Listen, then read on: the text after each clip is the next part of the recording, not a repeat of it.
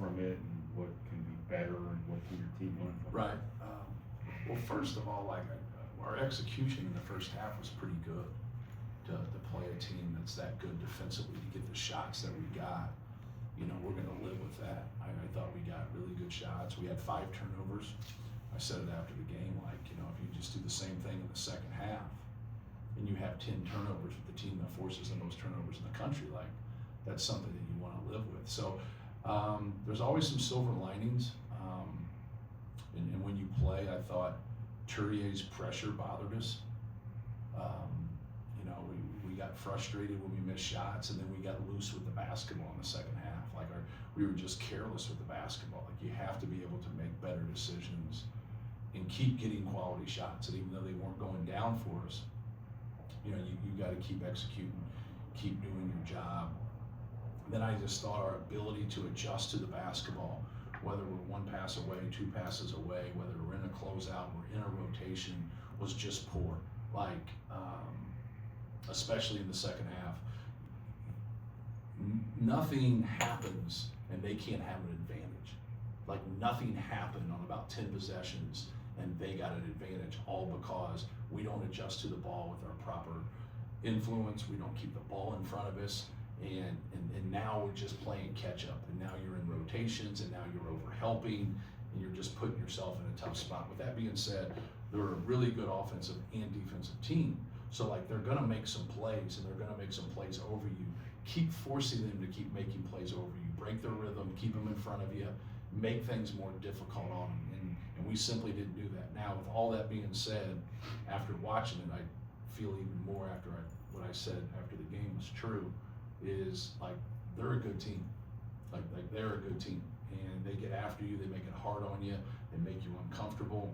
And you gotta be able to play this game uncomfortable and still get to your shots and still make it harder on them, because that's the game. That is the game. You got to get better shots than your opponent, and you got to be able to force them into the tougher ones than you're getting. If you can do that, you're going to win. They did that on both ends, and we normally do that from an offensive standpoint, and that's what I talked about, our energy, is that you got to find your energy through your effort, through your defense, through your rebounding, through your running. You got to find your energy that way, because the ball's not always going to go in. Well, we've still been able to score 80-plus points in every single game. Even though we haven't been perfect in those games, we still found enough to be able to score that amount every game. So you lean on that a little bit, right? That you're going to go get that number again, because that number is the number they got. 82 is their number, right? That is their number. And then the game unfolds differently, especially when somebody's up. But you got to be able to grind out a victory. You got to be able to grind that out. And we're not in a position right now to grind anything out. And we got to work towards that, because you never want it to happen, but it always happens. It always happens. You go on the road, people get in foul trouble, people get hurt, you miss shots. Now, can you grind that out, be great defensively, great on the glass, and take care of the basketball when shots don't go in? That's our challenge, and that's what we have to work towards. Now, with that being said, we want to score 80 to 100 points. And not put that kind of stressor on them, but that's the silver lining, I think, of the game right there, is when we get back and compete again on Wednesday. No matter how the game unfolds, you have to be better on the defensive end. You have to do a better job taking care of the ball. How much can you see already Nico's fingerprints making an impact on Minnesota basketball? Yeah, well, he has a system in what he does offensively. You can see that, and their ability to cut. Now, you're adding a lot of pieces here. He has one guy that he's coached before. And so now as he adds those pieces and he keeps developing, and you can keep guys there, especially homegrown guys, now you can start to really be efficient and be good from an offensive standpoint. And that's where, I watched him a lot last year because of Morty, and I watched their games whenever I had a chance. And so I probably watched him a handful of times. And they're just really good at cutting. They're really good at getting to their action. He does a good job. He did it with his kid last year. His name's escaping me. That was a draft pick. They do a really good job of getting him in their spots like they do Tyson, but then they also do a great job of leveraging you getting up your line, leveraging you being over anxious. They get a lot of backdoor cuts. So that's what I see. I see really good offense. And then their defense is really starting to pick up. They're getting more stingy.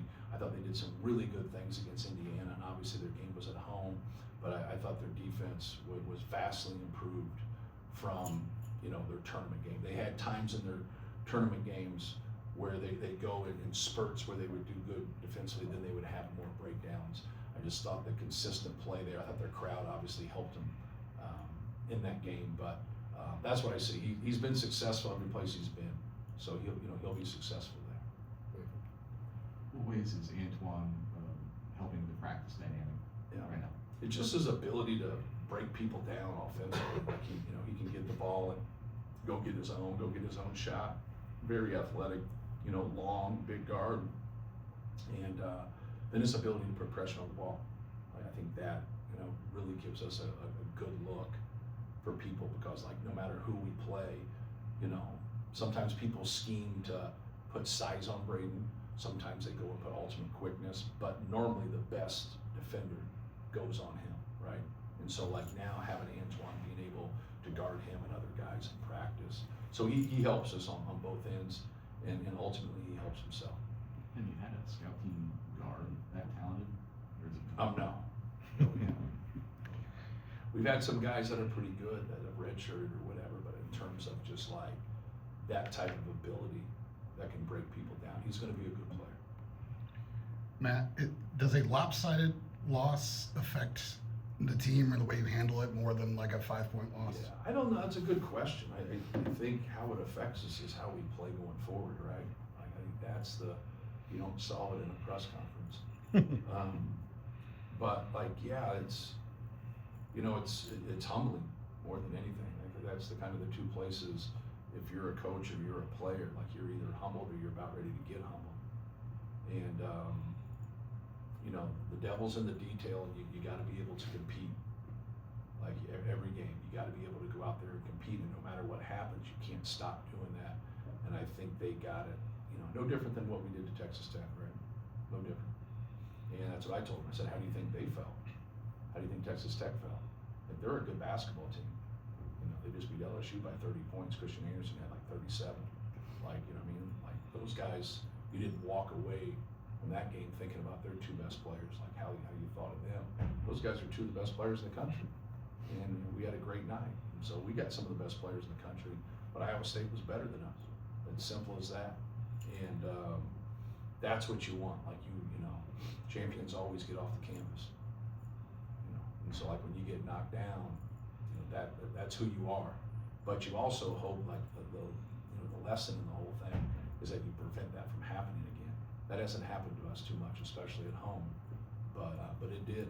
And when things happen and go against you, you gotta, as a coach, you gotta look at what you're doing or look at how you're doing.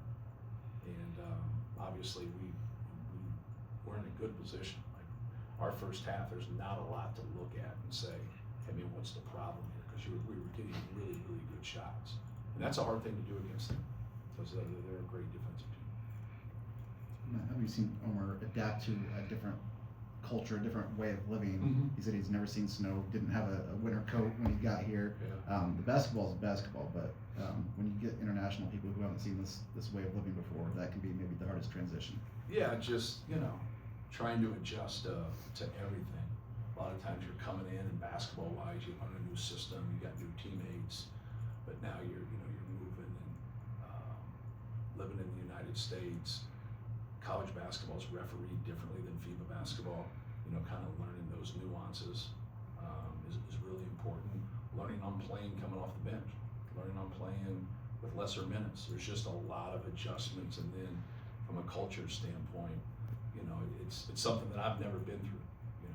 You go and you visit places and you come home, right? You go for a week, you come home. You don't go and you stay. And so everybody, we're all get into our own habits. We all get to where we get comfortable with things. And some of the things kind of outside of basketball, you're going to adjust to a little bit slower because you're used to certain things. But he's been great.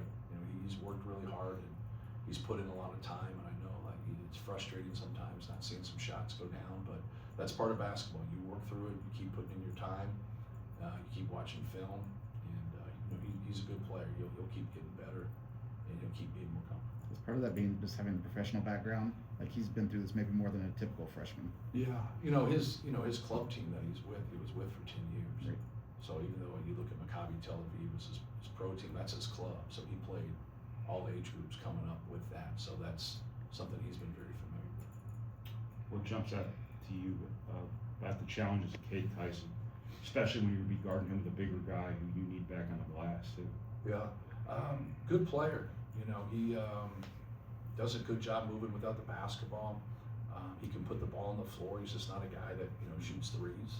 Obviously, he can shoot and make a lot of threes, but like he does a good job playing off his shot fake. They'll post him a little bit and back cut him and then post him, and just a good feel like they've done a good job of what they run and incorporating him and trying to get him looks, but also playing off of that. People get on top of him. People try to wedge his screens. He back cuts for layups. So good player. There'll be a lot of different people guarding, just because sometimes in their stuff and what they do, there'll be some switches. So everybody's got to be prepared to guard him and the rest of their guys. Anything else?